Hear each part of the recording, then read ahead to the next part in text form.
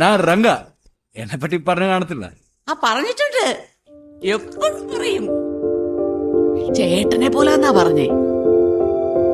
മോൻ ഹാപ്പിയാണോ? ഞാൻ രംഗ. രംഗ. നിന്റെ പേരെന്താ?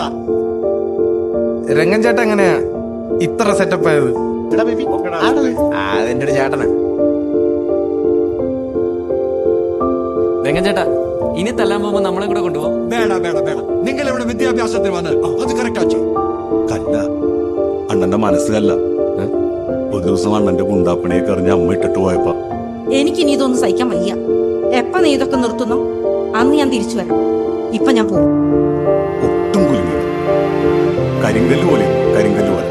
ഈ രംഗചേട്ടൻ ആരും ഇടിക്കാത്ത? അണ്ണനോട് അമ്മ എല്ലാം നിർത്തി വരാൻ പറഞ്ഞത്. പക്ഷെ അണ്ണൻ എല്ലാം നിർത്തി ചെല്ലണതിന് മുന്നേ അമ്മ മരിച്ചു. അന്നാണ് തീരുമാനിച്ചു ഇനി ആ കൈ കൊണ്ട് ആരെ തന്നു. എന്റെ കൂടെ നിന്ന് എന്റെ തുണ്ട് വാങ്ങിച്ച് എന്റെ ഫുഡ് തിന്ന് എന്റെ വണ്ടിയിൽ കറങ്ങിയിട്ട് നിന്റെ ഇഷ്ടത്തിന് പോകണം. അല്ല, ഒരു ആവശ്യത്തിന് വേണ്ട എന്റെ കൂടെ ഒരു ചെലവില്ല. കള്ളിന് തുണ്ടിൽ മാത്രം എന്റെ കൂടെ ഉള്ളൂ. ഞങ്ങളെ ഒഴിവാക്കി തരണം.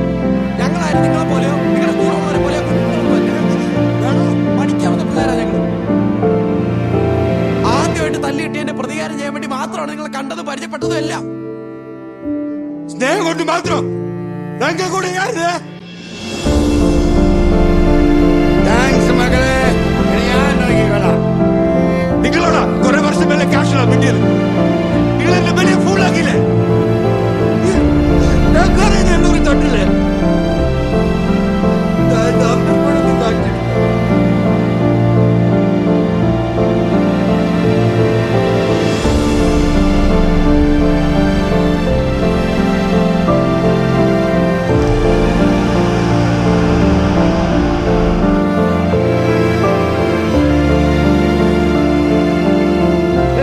അമ്മ കുറച്ച്